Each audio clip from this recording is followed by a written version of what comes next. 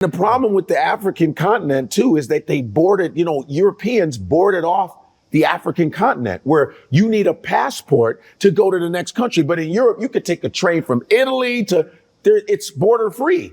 But they purposely kept Africans away from each other to carve up, they had that big conference in the 50s to carve up Africa. And once we take these borders that they put down there, Africa coming together, it's a wrap. It's over. And they know that. It's a wrap. You get us together, and you know what I love? That Ibrahim Traore they had in Jamaica, they had big celebrations for Ibrahim Traore in Jamaica and all of the Caribbean. I think the reason why there's division with Africans and Caribbean is because there's a fear. Everybody's afraid.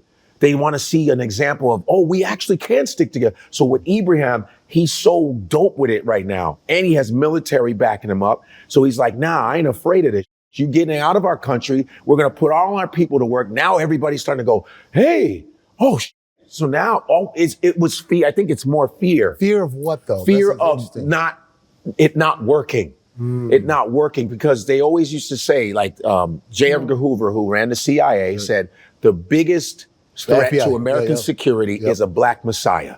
We can't have a black messiah. We got to shut it down. CIA purposely did that. Malcolm X's family is suing the CIA right now for about $100 million for the assassination of their father. They knew it wasn't black people, it was CIA. So I think that to see somebody doing something and really thoroughly going through the plan is giving black people hope. No. What he's doing is so major. That's pretty incredible. Once we get those barriers down and all Africans from different, it's a wrap and they know it. Yeah. I want to take a turn because my mind went to something as you were talking about.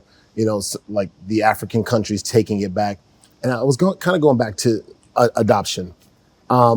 About there's so many people out there who've been adopted and maybe not have anyone to speak life into them if they're feeling like maybe othered or feeling like they don't belong or don't know their origin story because they haven't had the fortune to find their biological family. What would you say, to a kid who doesn't feel like they're wanted? So I used to run an adoption affinity group, actually, at the Oakwood School. And all the students, we would come together and have conversations. And it was amazing. It was kind of like this incredible support group. And sometimes I would bring in an adoption therapist to talk to them and to their parents, who was a professional in the field. Yeah. But also, it's what I also share with people who are adopted, and especially young people.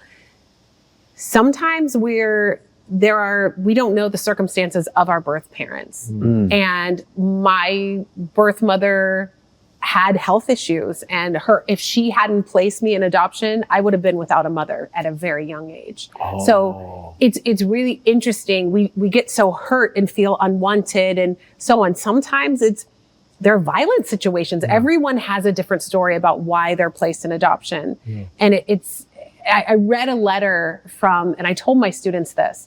I read a letter from my birth mother, and my birth name was Esther Elizabeth. And she said, I want Esther Elizabeth to know that placing a child in adoption is one of the hardest things in the world to do. Sure. And she said, I want her to know that I love her and I hope to meet her in heaven one day.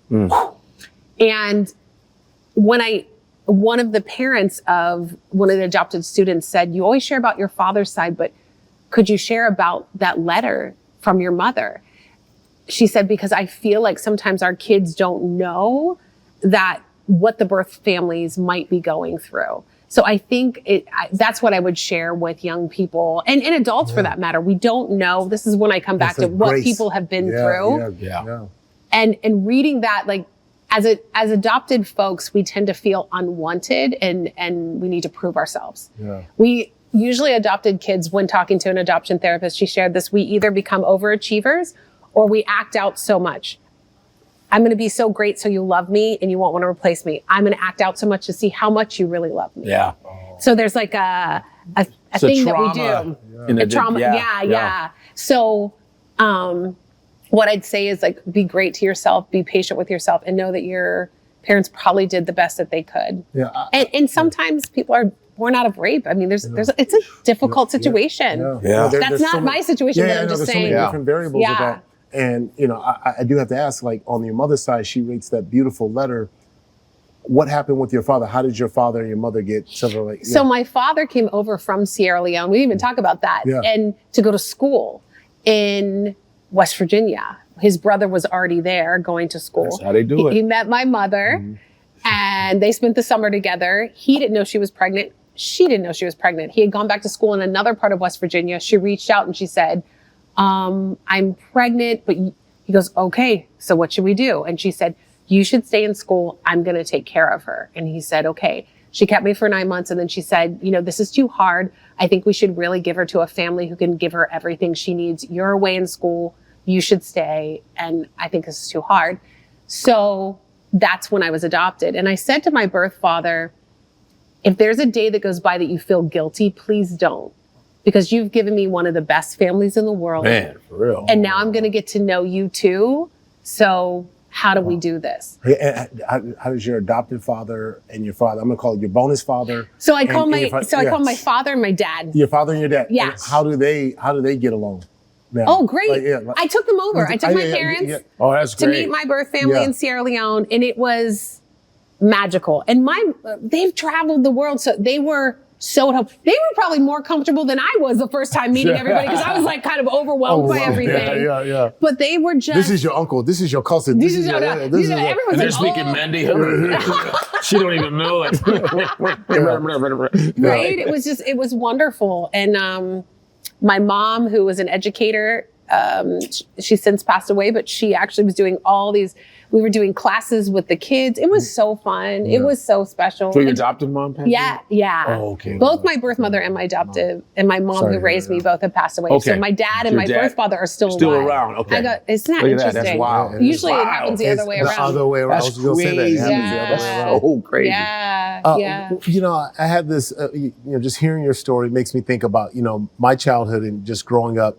And, I remember just like getting into some silly fights. I think, I've talked about it, where you're telling other kids, oh, you African, this, African, this. And it's like, but you're African too. No, my mama from Louisiana. I'm Creole. I'm this. I'm that. It's just I got Indian in my blood. That was the thing. See the baby hair. Yeah, you see the baby hair. See the baby hair. That's Choctaw. That's Choctaw. That's Choctaw. Yeah, Choctaw. Yeah, right. That's Choctaw. They would just say all these different things. I'm going, oh, okay, but you're like you look, and so there's this separation, and just how cool would it be? And what do you think? Do you think every Black American should try to find out their roots? Because what if we are amongst a bunch of royals and we don't even know it? Like, it'd be cool if some of my homies from school, and I'm like, man, I didn't know I was supposed to be calling you sir this and, Prince this. It makes me wonder how many other people are from royal families and don't even know it. Or even just royal or not, just amazing. Where are you from? Where's your family? We all are. But we call each other king anyway. That's right. What's up, king? What's up, queen?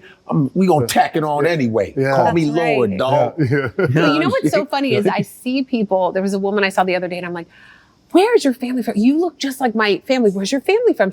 I said, "My family's from Sierra Leone." She goes, "Well, I'm from Louisiana, but maybe I am." She was so excited. That's crazy. So it was just like people want to know. Of course, it's just like there's been a disconnect. No better time than now to drop in New Jersey, right here at the World Cup. 154 jersey, go get it. Bringing Africa around the whole globe. Ain't no place like home. Ain't no place like home.